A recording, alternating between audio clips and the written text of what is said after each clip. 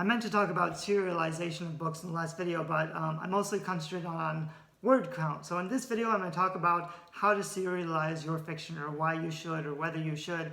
It's something you might have some interest in if you're thinking about publishing. It's a model that some other authors are doing. Serialization basically means rather than telling one full story or having a series of books like a trilogy where you have 3 complete novels that are telling one epic story, a serial would be a short episode, kind of like a TV episode. So you'd have a season that's one full story, and then each one would be a separate but standalone episode. Although I'm questioning myself, because actually and also serialization, at least traditionally, would be newspaper serialization, where a novelist would publish a book in sections. So it would be one full story of a full novel, but every week they would have a newspaper column where, you know, a new chapter would come out, and that's the way that the book would be published. And then later, eventually, they would turn it into an actual, like, collector's edition printed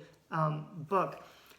This is a model that's not exactly popular. Some others have tried to do it. I know Sterling and Stone started out serializing their fiction a few years ago, kind of as like an experiment, but they've moved on to publishing full books because it's difficult. Like, readers don't expect serialized fiction from Kindle or from Amazon, so it's difficult to make that work as a business model. It's easier to publish a long series of shorter books, or to publish a normal series that has, books are generally 50 or 60,000 words, and to just focus on one full book and publishing those rather than publishing short episodes. However, there are some companies that do serialized fiction.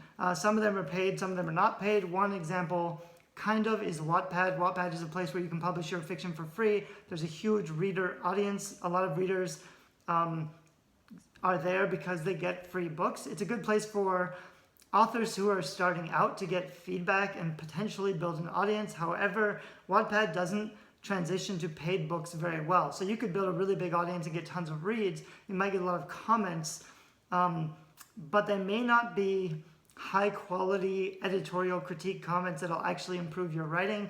And you may have difficulty getting those leads or those fans to follow you onto another platform where they would actually pay for your writing. So that's why personally I don't recommend Wattpad for book marketing, but it can be an interesting way of publishing your books in a serial. The advantage, I think, and this is something I found publishing fiction, is that you shorten the feedback loop. So this is something we talk about in entrepreneurial circles.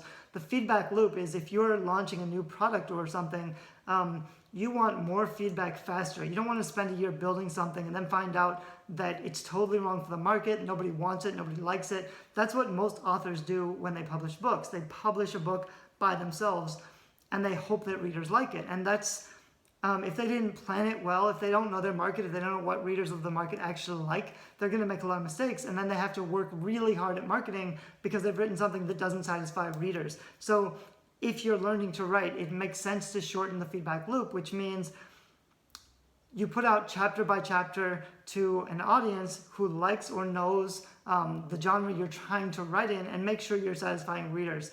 But I will also say that won't work so well, because the most important thing is the story. That's the entire well-plotted story. And if you're serializing your fiction, as in you're just making up every chapter as you go along, you're going to get a lot of feedback on the specifics. So they're going to tell you what you did right or wrong in your writing. They may give you writing critique or writing feedbacks, so you can focus on the scene description, the characterization.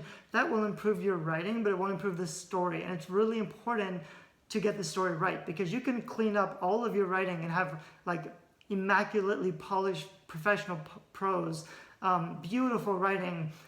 And I've seen this so many times, absolutely mind-bendingly beautiful, high-quality craftsmanship writing that doesn't go anywhere, that has no satisfying story. And readers will very quickly get tired of beautiful writing that doesn't have any backbone, that doesn't, hook their attention and actually develop into a real story that engages them. So that's the disadvantage, I think, of serialization just for feedback. but it is, I think, an opportunity to build an audience and to get engagement with your audience. Something I'm going to start doing more with my audience now that I've built an audience for my fiction, is to perhaps serialize by email. So I might, when I'm developing a novel, or especially when I'm going towards a book launch, I might, like the week or two before the launch, I might put out a free chapter or a free scene every email. So maybe 2 or 3 times a week, I'll say, I'm almost done with my book. It's going to be published in 3 weeks. For the next 3 weeks, twice a week, I'm going to send you a scene. And so I could be kind of slow releasing the book as a serial by email to my audience so that they're hooked on the story and engaged in the story. And I wouldn't give them the whole thing, but I might give them like a fourth of the book for free as an email series so that they're like hungry to keep reading the story. And I would end on, generally, the way I plot my fiction, you get to the first point of no return. That's when you've really hooked the reader. Like the first quarter of your book, you establish the scene, you introduce your characters, the ordinary world, and you get to the point of no return where something big happens and they have to make a choice, and it changes everything and they can't go back to their ordinary life.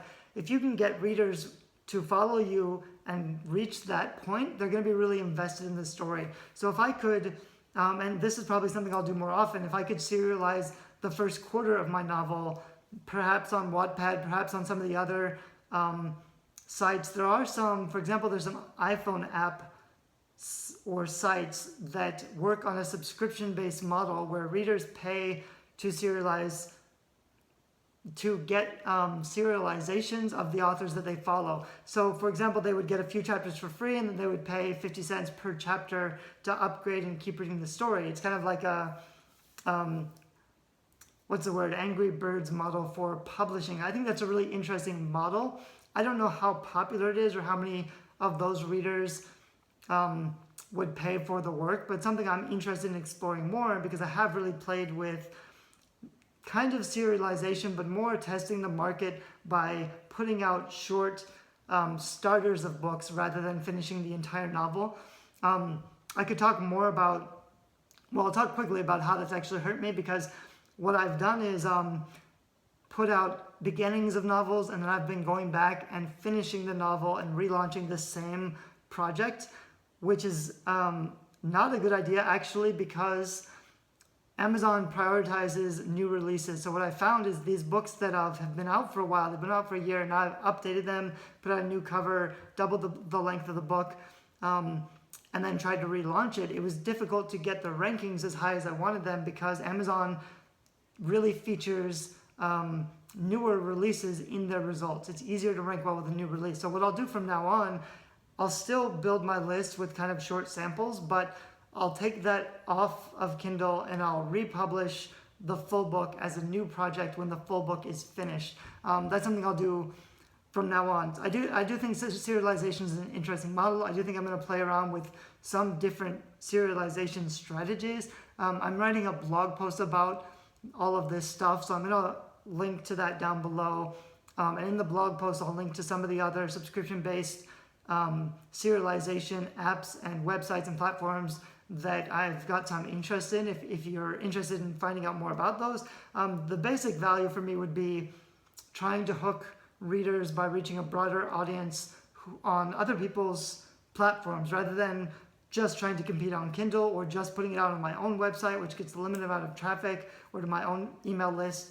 I'm always looking for ways to put my writing in front of more readers so that they'll become fans of my own platform or my own email list, so that when I launch a new book, they'll buy the book. So I think serialization could be a book marketing tactic that you employ, and that's why it's attractive to me. And I think it's an interesting model. As a full-time publishing strategy, I don't think it's where the money is. I don't think it's easy to make a full-time living serializing all of your fiction, but as a potential way to gain a new readership, I do think it's an interesting model that is worth exploring.